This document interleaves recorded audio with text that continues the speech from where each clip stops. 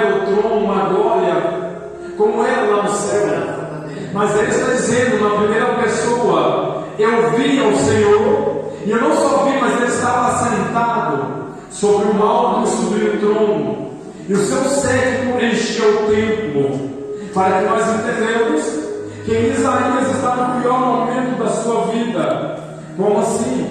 2 Crônicas capítulo 26, a Bíblia vai dizer a respeito do rei Uzias: quando Uzias vai crescer tanto que o seu coração vai se fortificar, o orgulho cresce no coração dele, e ele vai para o templo do Senhor, e ele chegando no altar do incenso, ele vai pegar o incenso, e ele vai acender no altar do incenso, e ele acendendo esse incenso, o sacerdote Azarias, com mais de 80 sacerdotes, vai chegar até ele, e vai dizer que não competia para ele fazer aquilo. Por quê? Porque somente o sumo sacerdote, ou o sacerdote, poderia entrar no santo do santo, no altar do incenso, e oferecer o incenso a Deus.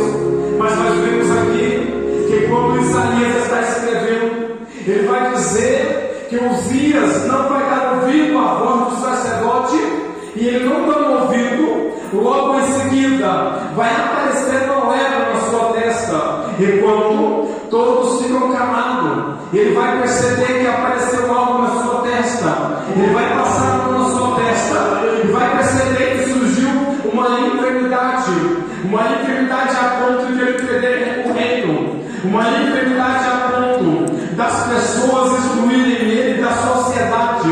Olha para cá para que você entenda. Uzias, ele vai ser excluído, e a Bíblia vai dizer que eles vão fazer e preparar uma cabana ou uma casa para que Uzias ficasse morando até os últimos dias da sua vida. E quando chegou esse dia, o porquê Isaías está sofrendo? Porque alguns estudiosos dizem que Isaías tinha um parentesco com Uzias, que Isaías ele poderia ser primo de Uzias, e ele sendo primo, ele tinha a liberdade de entrar e sair do palácio a hora que ele quisesse. Ele tinha liberdade de profetizar dentro do palácio a hora que ele quisesse. Mas só que Isaías estava tão pegado com o trono da terra, ele estava tão fixado no seu coração com o trono da terra, que quando Uzias morre, ele fica de cabeça baixa, ele fica com o coração entristecido, ele não sabia o que fazer.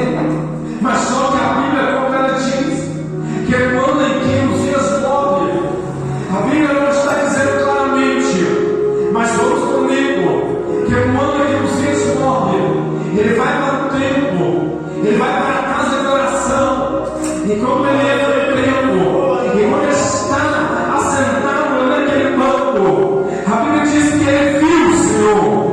Eu já quero abrir parênteses para alguém aqui nesta noite que está passando luta, que está passando dificuldade e não sabe mais o que fazer. Às vezes a porta da sua vida se fechou, o teu ministério não rompe, nada dá certo, você tenta, canta e não vê graça, não vê unção, a pessoa não recebe, mas você não entende o porquê você está passando isso.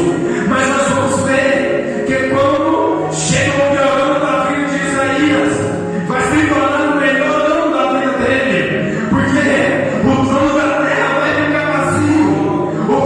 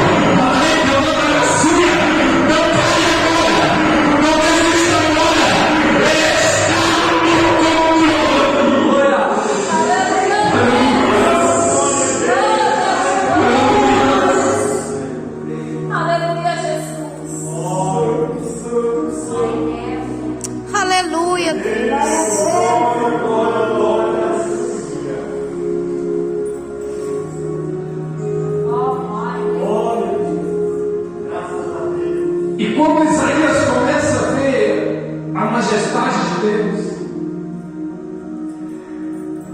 e ele começa a relatar por detalhe o que ele viu lá. Ele está no templo, mas ele está relatando uma visão. E essa visão foi tudo que ele precisava para mudar a sua vida.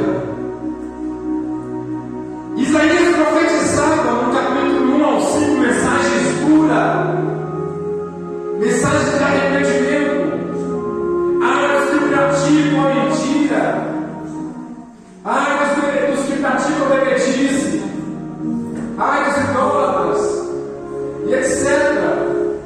Mas só que quando ele tem um encontro com Deus, a situação na vida dele vai mudar. Ele vai dizer que o Senhor estava sentado sobre o alto sublime trono, e as vestes do séquito dele, ela encheu o templo. E ela não só encheu o templo, mas ele está dizendo que sobre a linguagem dos judeus, ao lado, em cima, estavam serafins. Serafins que significam seres ardentes, ou seres de fogo. E a Bíblia vai dizer que quando Isaías vê os serafins sobre o trono de Deus, e eles não estavam de qualquer maneira, e aí ele vai dizer que cada um deles tinha 6 asas, 2 asas, eles cobriam o rosto, para que eles não olhassem para a glória do Todo-Poderoso, para que eles não olhassem a face do Todo-Poderoso. Nem eles, sendo santo, nem eles que nunca pecaram, não olharam para a glória de Deus. Isaías vai dizer que eles tinham 2 asas, que eles voavam para não encostar nas vestes do Todo-Poderoso, porque as vestes dele enchiam o tempo todo, não sobrava espaço nenhum. E ele também vai dizer que eles tinham 2 asas, que eles cobriam os pés, aleluia. Eles estavam prontos para fazer a obra de Deus. Eles estavam esperando somente o Pai dizer desce lá, somente o Pai dizer olhar. Eles estavam prontos para fazer missão. É por isso que eles ficam em movimento. Mas só que interessante que eles estão no céu, que eles estão no rosto, que eles estão nos pés, eles não vai ficar calado, eles não vai ficar olhando para o pastor e pensando, será que o pastor vai errar hoje? Será que você vai errar hoje? Será que o evangelista vai errar hoje? O que ele tem para nos dizer essa noite? Ei, lá em cima não tem isso. Lá, esse é meu cantinho, esse aí não para os olhos, nunca vou ver a glória. Esse é meu cantinho, esse aí não para os pés. E eles estão em movimento. E eles estão em movimento. E ele está nos ensinando que nós que somos servos de Deus, nós não podemos ficar muito tempo parado. É tempo de se movimentar, é tempo de fazer a obra, é tempo de se despertar, é tempo de ajudar a igreja, é tempo de ajudar as pessoas que estão caídas, é tempo de estender as mãos, é tempo de levantar a cabeça. Todo mundo vai dizer: eis-me aqui, Senhor, eu quero fazer a tua vontade, eu quero fazer a tua obra. Pai, eu sou pecador, eu não mereço, mas eu não sei a porta, porque eu faço em mim, céu.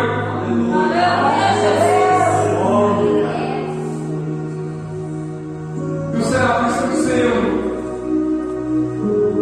Santo, Santo, Santo é o Senhor dos exércitos, e toda a terra está cheia da sua glória.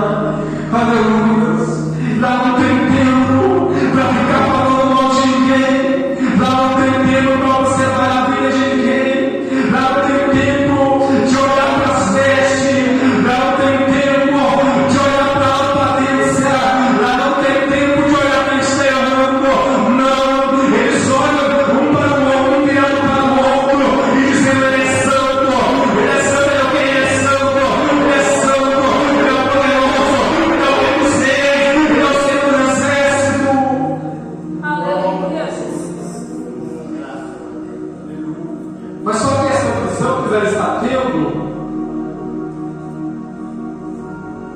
Ele vai dizer no versículo 4 que nós lemos, que quando ele diz que os umbrais das portas se moviam de acordo com a voz do que clamava, porque conforme a oração é entoada, as portas vão se movendo, vão se abrindo e fechando, se abrindo e fechando, só pela adoração. A adoração vai subindo e as portas se abrindo, a adoração vai subindo e as portas se fechando.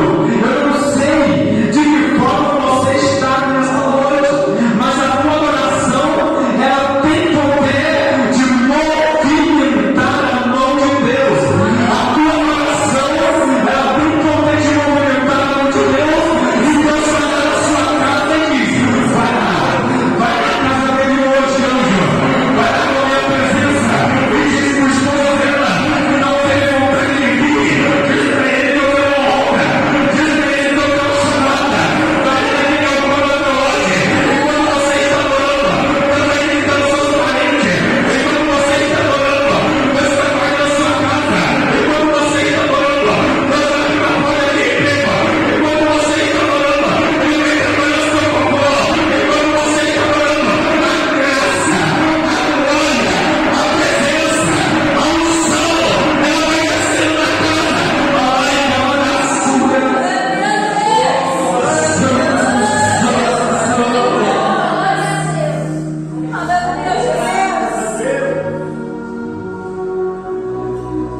deixa eu ver essa parte aqui, versículo 5. Porque quando ele diz que a fumaça apareceu no templo, lá no céu, quando ele diz que a fumaça aparece, é um juízo de Deus. Na linguagem dos judeus, é um juízo de Deus para o ser humano. E o que acontece? É o juízo de morte. Mas só que, pastor, antes que Deus decretasse o juízo na vida dele, ele se arrependeu. E o arrependimento move a mão de Deus, mexe com o coração de Deus. Porque quando nós vamos ver na Bíblia, quando Zaqueu se arrepende, Jesus se levanta e diz: hoje veio salvação nesta casa. Quando Bartimeu se arrepende, o quê? Jesus, filho de Davi, tem misericórdia, porque é o arrependimento que trouxe Jesus para próximo dele, que fez ele ficar curado. Vai, a tua fé te salvou. Jesus, porque ele se arrependeu, Jesus salvou a vida dele. Então, quando o arrependimento chega na sua vida, as coisas começam a mudar, tudo começa a ficar mais fácil, porque Deus vai agir na sua casa. Como assim? Se você praticava algo escondido de alguém, se você se arrepender, Deus ele muda a tua história. Se você praticava alguma coisa no seu trabalho, ou passava a perna em alguém, eu tenho certeza que se você arrepender, Deus ele vai limpar os seus pecados, ele vai escrever uma história na sua vida. Eu quero te dizer que quando Isaías vai se arrepender, ele vai perceber que o juízo de Deus estava vindo sobre a vida dele. Ele vai dizer: ai de mim.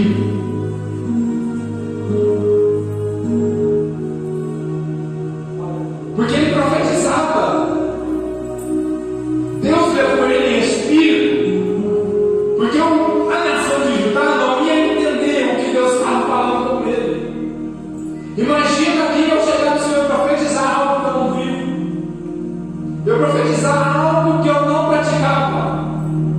Não é que Isaías ele andava em pecado, é que Isaías não tinha um grau de intimidade para ser um profeta direcionado por Deus. E é tanto que a partir do capítulo 6 que ele vai se tornar um profeta messiânico. É a partir do capítulo 6 que no versículo de número 13 ou 15, se eu não me engano, que ele vai dizer que através da semente, que da 10ª parte vai ser a semente que vai aleluia, aleluia, que ele vai dizer: mas se ainda a 10ª parte